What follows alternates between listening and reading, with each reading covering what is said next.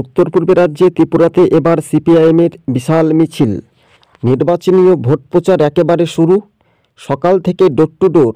আবহাওয়া চেঞ্জ পরিবর্তন হবে বলে এমনটাই খবরের আপডেট আপনাদেরকে জানাচ্ছি।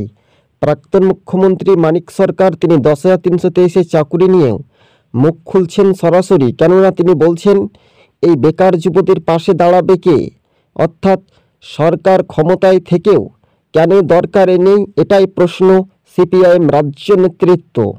সরাসরি বিভিন্ন কাজের দাবি দেওয়া নিয়ে বামপন্থীদের একেবারে কার্যত লাল ঝান্ডার দাপট একেবারে স্পষ্ট। আদতে কি সাধারণ মানুষ ভোট দিতে পারবে? আগামী লোকসভা নির্বাচন অর্থাৎ এপ্রিল মাসে যদি ভোট হয় তাহলে প্রস্তুত তো ত্রিপুরার জনজাতি ভাই বোনেরা? এটাই নিয়ে একেবারে নরেন্দ্র মোদীকে তীব্র কটাক্ষ করেছেন ত্রিপুরা রাজ্য কমিটির সম্পাদক জিতেন্দ্র চৌধুরী ও মানিক সরকার। হ্যাঁ, বুঝতে শিখতে হবে রাজ্যবাসীর দোরগোড়ায় কতটা প্রভাব বা বিস্তারিতভাবে আলাপ আলোচনা কেন বামপন্থীরা প্রচার করছেন। কিন্তু এটাই প্রচার, নির্বাচনীয় প্রচার একেবারে বলাই যেতে পারে। কেননা সামনে লোকসভা ভোট। ত্রিপুরার 2টি লোকসভা আসনে এবার টার্গেট নিচ্ছে বিরোধী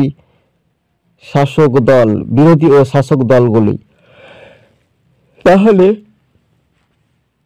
বামেরা শেষ পর্যন্ত লাল ঝান্ডার যে ডোর টু ডোর জনসংযোগ যাত্রা, আর এই জনসংযোগ যাত্রার মাঝে আগামী দিন কি বামপন্থীরা পথ দেখাতে পারবে? কিন্তু ঘরের ছেলে ঘরে ফিরবে, লাল ঝান্ডায় সামিল হচ্ছে। ত্রিপুরা রাজনৈতিক সমীকরণ বিজেপির তো একটা বড় ফাটল ধরবেই। সেই ক্ষেত্রে কতটা প্রভাব পড়তে পারে সিপিআইএমের, এটাই এখন দেখার বিষয় রয়েছে।